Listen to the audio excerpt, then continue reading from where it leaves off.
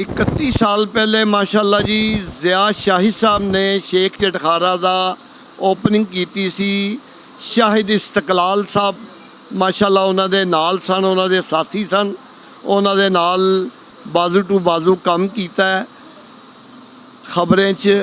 ਔਰ ਅੱਜ 11 ਸਾਲ ਹੋ ਗਏ ਨੇ ਸ਼ਾਹਿਦ ਇਸਤਕਲਾਲ ਸਾਹਿਬ ਨੇ ਆਪਣਾ ਨਿਜ਼ਾਮ TV ਬਣਾਇਆ ਔਰ ਐਡੀ ਕਾਮਯਾਬੀ ਨਾਲ ਚੱਲ ਰਿਹਾ। ਜਿਸ ਤਰ੍ਹਾਂ ਕਿ ਖਬਰਾਂ ਦੇ ਉਹਨਾਂ ਨੇ ਮਿਹਨਤ ਕੀਤੀ ਸੀ ਉਹੀ ਰੰਗ ਨਿਜ਼ਾਮ TV 'ਚ ਭਰੇ ਨੇ ਉਹਨਾਂ ਨੇ, ਜਿਹੜਾ ਕਿ ਬੜੀ ਕਾਮਯਾਬੀ ਦੇ ਨਾਲ ਚੱਲ ਰਿਹਾ।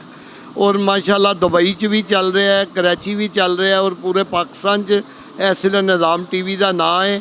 ਔਰ ਅੱਜ ਮੇਰੀ ਮੁਲਾਕਾਤ 31 ਸਾਲ ਬਾਅਦ ਸ਼ਾਹਿਦ ਇਸਤਕਲਾਲ ਸਾਹਿਬ ਨਾਲ ਦੁਬਾਰਾ ਹੋਈ ਹੈ ਔਰ ਮੈਨੂੰ ਬਹੁਤ ਖੁਸ਼ੀ ਹੋਈ ਹੈ ਕਿ ਅੱਲਾ ਇਹਨਾਂ ਨੂੰ ਮਜ਼ੀਦ ਕਾਮਯਾਬ ਕਰੇ। ਜਿਸ ਤਰ੍ਹਾਂ ਇਹਨਾਂ ਨੇ ਆਪਣਾ ਨਾਂ ਖਬਰਾਂ 'ਚ ਪੈਦਾ ਕੀਤਾ ਉਸ ਤਰ੍ਹਾਂ ਨਿਜ਼ਾਮ TV 'ਚ ਪੈਦਾ ਕੀਤਾ ਔਰ ਅੱਲਾ ਦਾ ਫਜ਼ਲ ਹੈ ਕਿ ਜਿਹੜੀ ਬੁਨਿਆਦ ਇਹਨਾਂ ਨੇ ਰੱਖੀ ਹੈ। ਔਰ ਅੱਜ ਸ਼ੇਖ ਚਟਖਾਰਾ ਦਾ ਵੀ ਨਾਂ ਪੂਰੇ ਪਾਕਿਸਤਾਨ 'ਚ ਹੈ ਔਰ ਪੂਰੇ ਵਰਲਡ 'ਚ ਘੁੰਮ ਰਿਹਾ।